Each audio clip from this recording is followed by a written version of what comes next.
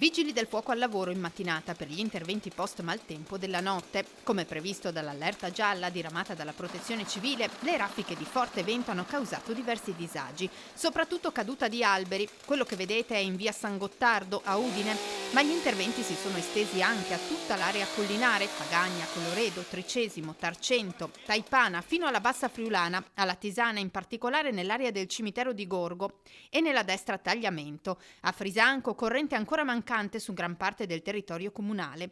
In diverse zone la caduta di tronchi sui cavi dell'energia elettrica ha causato vari blackout, con l'Enel al lavoro per ripristinare a breve il servizio.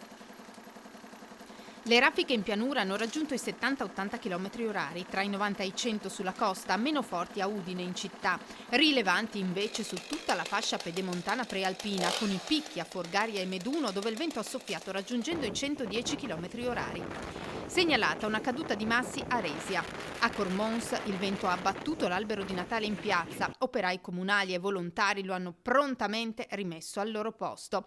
Terminata l'allerta, tornerà il sole, accompagnato da un brusco abbassamento delle temperature.